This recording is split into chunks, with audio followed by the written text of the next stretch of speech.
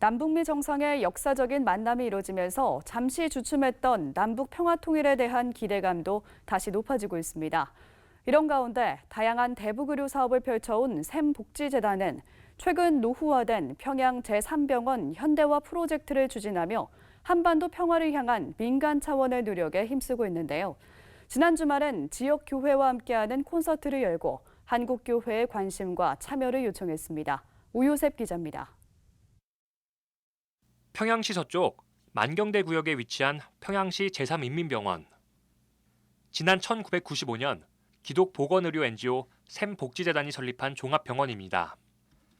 400여 명의 의료진이 근무하며 하루 2,500여 명의 환자들이 찾는 북한 주민의 의료 지원을 위해 꼭 필요한 병원입니다. 하지만 건물이 노후화되면서 대대적인 보수와 함께 최신 의료기기 보급 등 추가 지원이 필요한 상황입니다. 24년 전 개원할 당시의 의료기기들을 여전히 그대로 사용하고 있는 데다 수술실에서는 비가 새는 등 병원의 현대화가 시급합니다.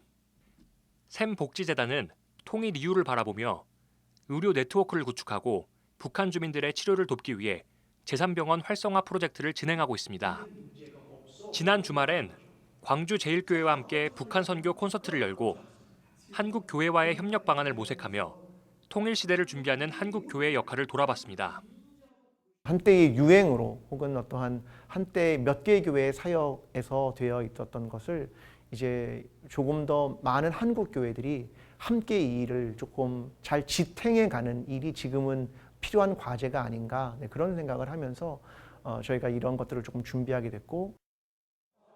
찬양 사역자 강찬과 김현진이 함께한 이번 콘서트에선 샘복지재단 박세록 대표와 광주 기독병원장 최용수 장로가 북한 사역에 대한 다양한 이야기를 나눴습니다.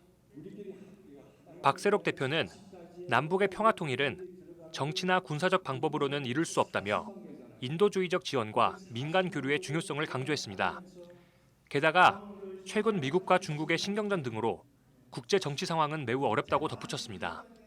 우리가 마음을 다해서 그러면은 그 사람들이 그걸 받으면서 우리의 마음을 알아요.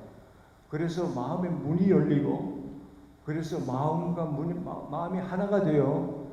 그러면은 결국은 그것이 전체가 열리면은 이게 민심이 되는 거예요. 민심은 바로 하나님의 마음이에요. 참가자들도 환대와 나눔이라는 기독교 정신을 가지고 북한 주민들을 섬겨나갈 것을 다짐하며 한반도 평화 통일을 위해 간절히 기도했습니다.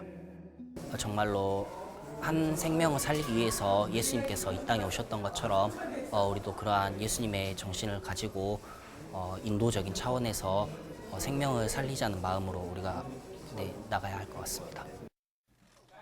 한반도를 둘러싼 국제 정세가 급변하는 상황 속에서 민간 차원의 노력을 이어가는 한국 교회와 기독 NGO들의 역할이 더욱 커지고 있습니다.